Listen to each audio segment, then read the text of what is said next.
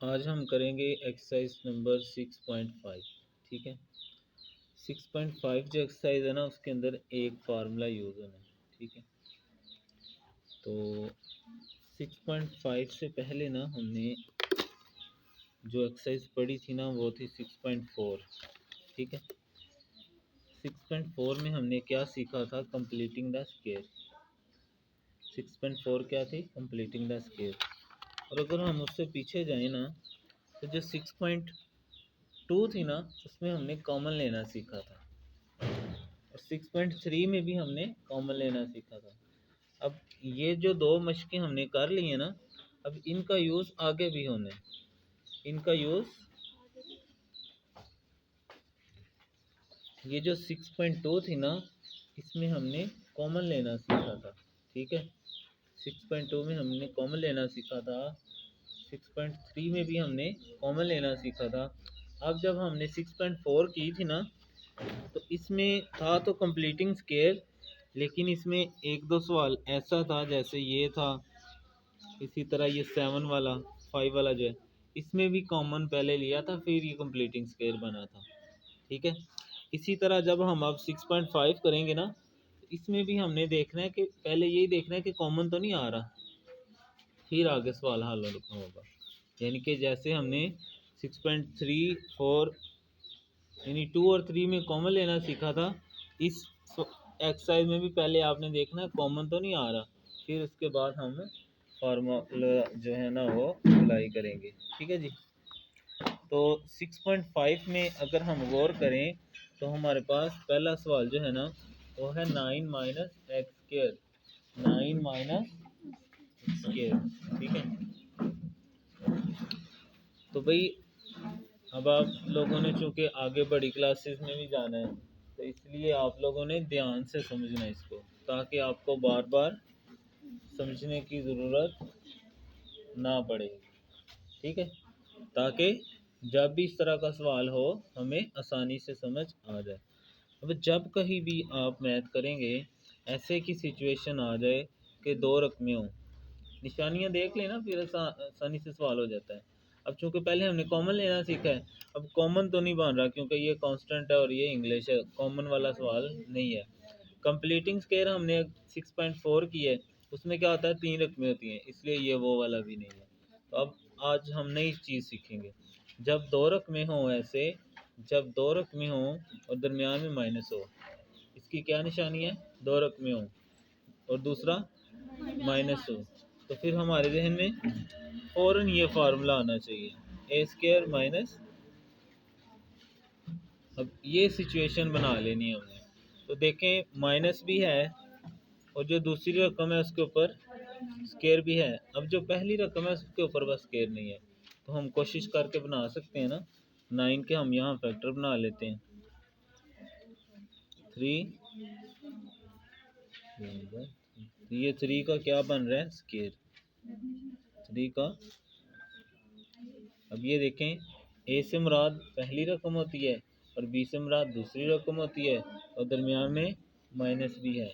जब ऐसी सिचुएशन हो ना, तो हम इसको एक दफ़ा प्लस में लिखते हैं और एक दफ़ा माइनस में लिखते हैं, यानी कि स्केयर ख़त्म हो जाता है। स्केयर के नीचे जो भी रकम होती है ना, उसको हम एक दफ़ा प्लस में लिख लेते हैं और एक दफ़ा माइनस में। तो दोनों स्केयर बने हुए हैं, माइनस भी है, सिंपल हम स्केयर के बगैर एक दफ़ा प्लस में लिख लेंगे और एक दफ़ा, यानी इन दोनों रकमों को, जो 3 और x है ना, इसको हम एक दफ़ा प्लस में लिख लेंगे और एक दफ़ा माइनस में लिख लेंगे। ठीक हो गया जी। किसी को ये सवाल समझ ना आई हो तो आप पूछ सकते हो जी। यहाँ अगर प्लस हो तो वो सवाल हल नहीं होता, वो वैसे ही, वो अब 9th में जाके आते हैं, 8 में नहीं है इस तरह के सवाल। ठीक है। ओके हो गया जी, क्लियर। आगे चलें।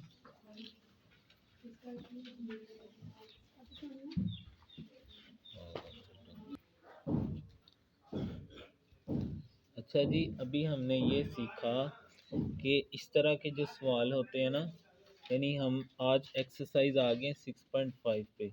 हमने 6.2 थी ना, उसमें कॉमन लेना सीखा था। 6.3 में भी हमने कॉमन लेना सीखा था।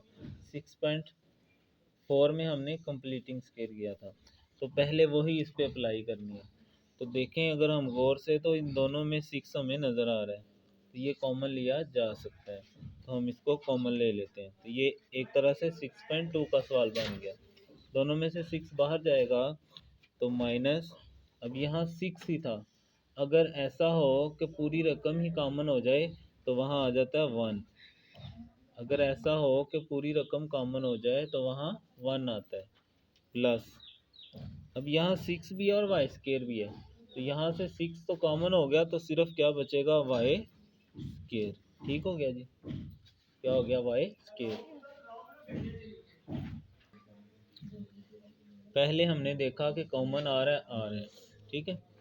अब ये दो रकमें हैं, मज़ीद हम अगर गौर, ये सवाल हल हो गया, कॉमन लिया ना, हल हो गया।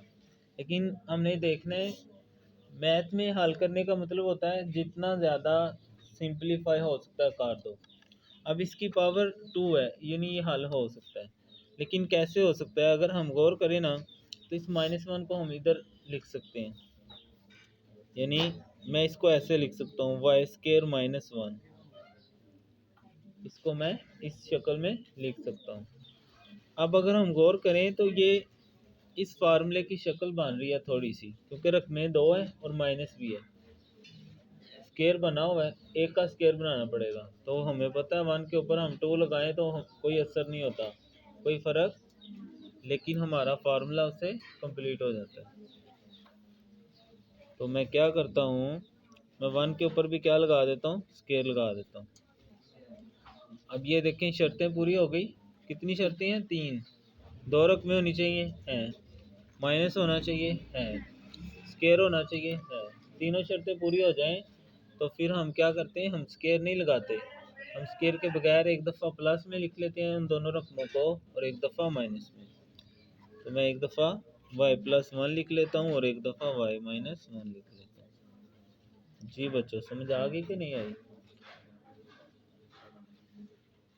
जाओ करो, समझ आ गई, जल्दी जाओ। आगे आगे जी, तीसरा सवाल, हमने 6.2 6.3 में कॉमन लेना सीखा है, तो पहले देखते हैं कॉमन आ रहा है कुछ। अब ये 16 है और ये 25 है, दोनों डिफरेंट टेबल से तल्लक रखते हैं, इसलिए ये नहीं आ सकते।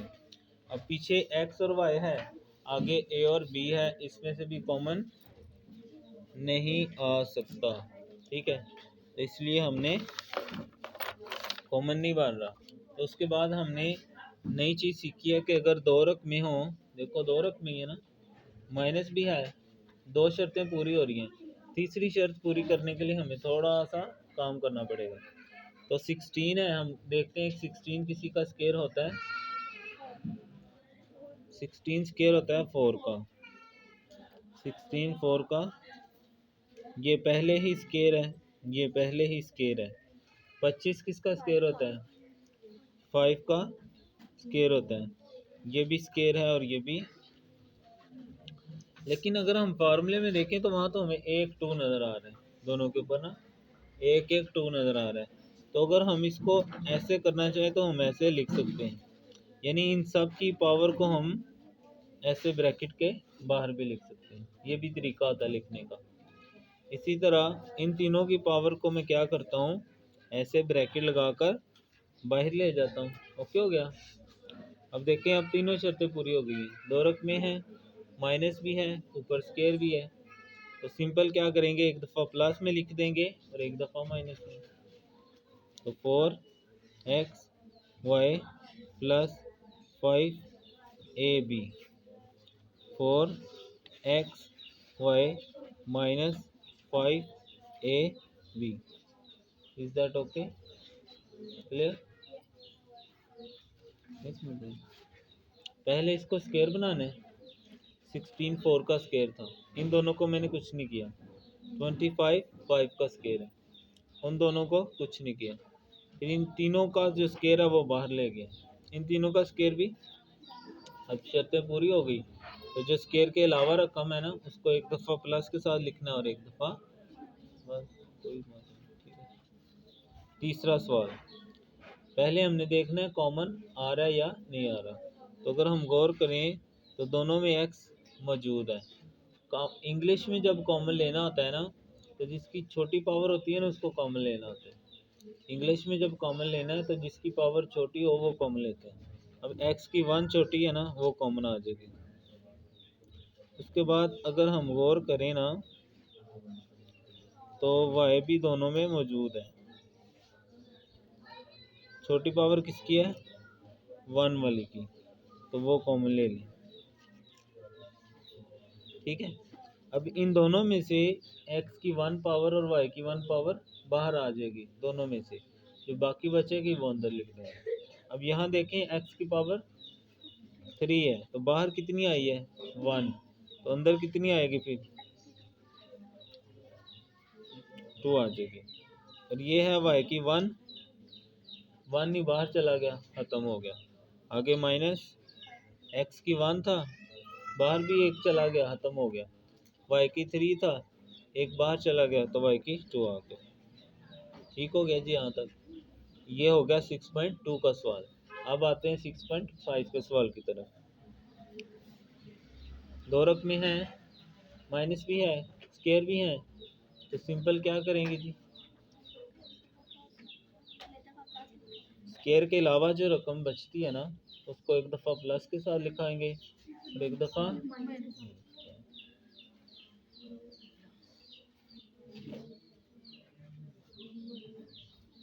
ठीक है जी, सिंपली हमने कॉमन लिया और हल कर लिया। इसको हम इस तरह भी कर सकते हैं जैसे हमने पीछे समझा था। कैसे? x की 3 है ना, इसको हम ऐसे लिख सकते हैं x x x और y को एक दफ़ा, x और y को 3 दफ़ा। ऐसे ऐसे भी रफ में हल किया जा सकता है, ये समझे रफ फॉर्मूला। अब देखो एक x दोनों में है और एक y, ये तो आ जाएंगे बाहर जो काटे हैं x और y, तो बाकी बच जाएगा x का स्केयर माइनस y का। ठीक है जी, ओके क्लियर। क्वेश्चन नंबर 5 है, अगर मैं आपको साथ साथ रिवाइज करवा रहा हूँ कि जैसे हमने 6.2 की थी ना, आपने वैसे ही पहले देखना करना है कि कॉमन तो नहीं आ रहा। तो अगर हम गौर करें ना, तो दोनों में कॉमन आ रहा है। कैसे पता चलता है? ये देखो, इसके लास्ट पे 0 है, 0 इवन होता है और 6 भी इवन है, दोनों 2 के टेबल में आ रहे हैं। तो मैं इस सवाल को दो तरह से हल करवाऊंगा। एक हम कॉमन के बगैर हल करते हैं और एक दफ़ा आप आंसर खोलें ना, फिर उस हिसाब से कर लेते हैं। तो वैसे हम इसको हल करना शुरू करते हैं। 16 अगर हम गौर करें ना, तो ये 4 का स्केयर होता है। 16 किसका स्केयर होता है? 4 का। इसी तरह जो 4 है ना, ये 2 का स्केयर होता है, लेकिन साथ 2 0 है ना, साथ 2 0 है ना, तो हम क्या करेंगे? 2 0 है तो 1 0 स्केयर में आ जाएगा। तो ये 400 जो है, 400 जो है, ये किसका स्केयर बनेगा? 20 का, इंटू बी का स्केयर। ठीक है जी। तो अब हम सिंपली क्या करते हैं, इन दोनों का स्केयर क्या करते हैं? इकट्ठा कर लेते हैं ऐसे। इसी तरह इन दोनों का स्केयर भी हम क्या करते हैं? इकट्ठा कर लेते हैं। देखें, तीनों कंडीशंस पूरी हो गई। दो रक में है, माइनस भी है, ऊपर स्केयर भी है। समझ यहाँ तक आ गई सबको? ठीक है ना, ये स्केयर बना लिया। 400, 4 मैंने बताया 2 का स्केयर है, 2 0 हो तो स्केयर में 1 0 होता है। ठीक है, तो सिंपली हम एक दफ़ा इसको प्लस में लिख देंगे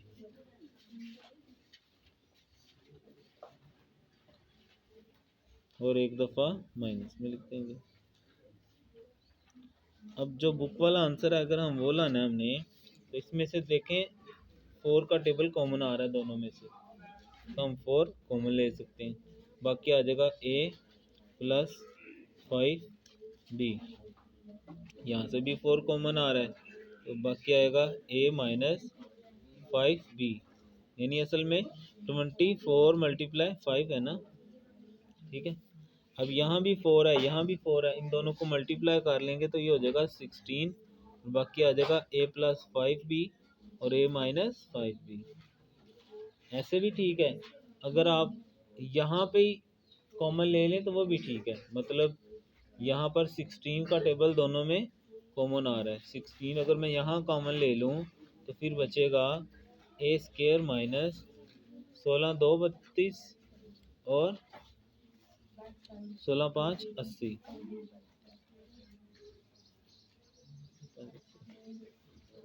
हाँ जी 80 होता है, ठीक है।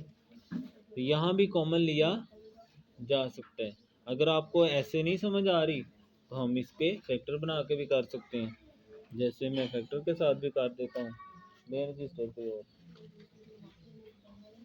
यही सवाल देखना, मैं अब थोड़ा तफसील से कर देता हूँ। सवाल है 16 a² माइनस 40 400b²। 16 के फैक्टर बना लेते हैं रात में।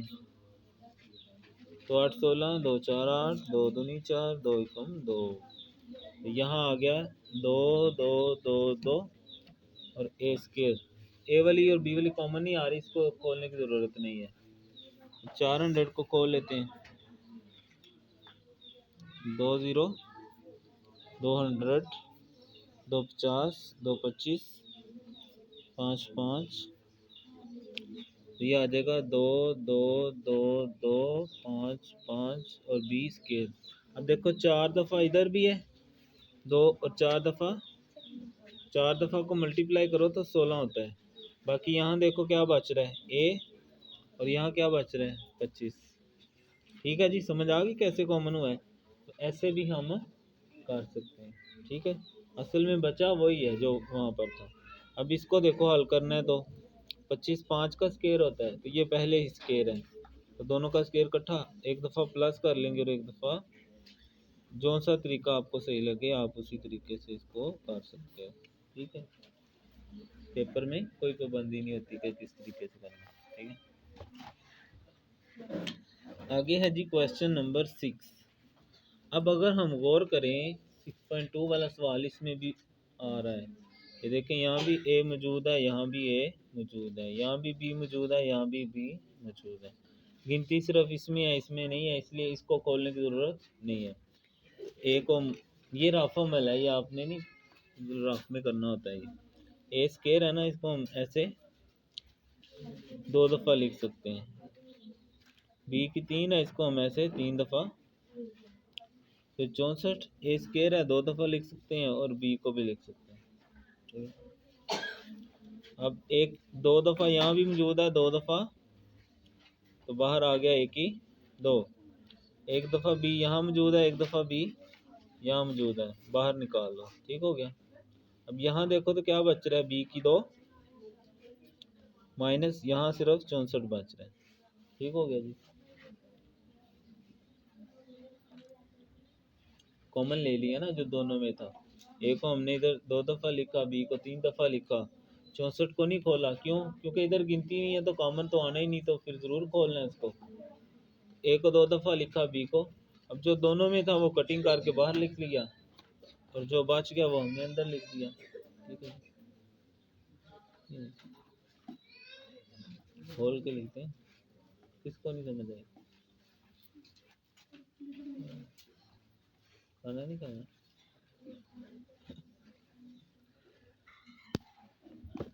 लाइन वगैरह खोल के।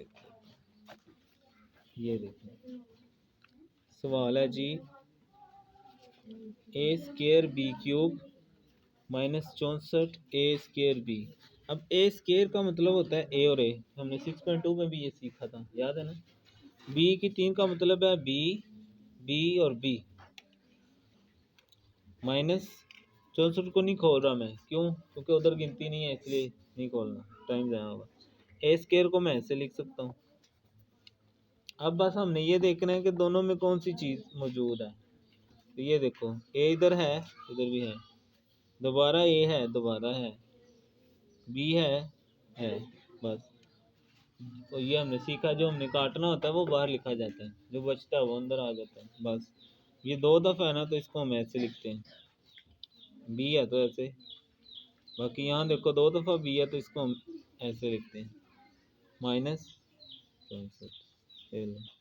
आगे समझ, ठीक है। अब 2 रकमें मौजूद हैं, माइनस भी है, स्केयर बनाने की देर है बस। 64 किसका स्केयर होता है? 8 का स्केयर है। सिंपल, एक दफ़ा प्लस लिख लेंगे और एक दफ़ा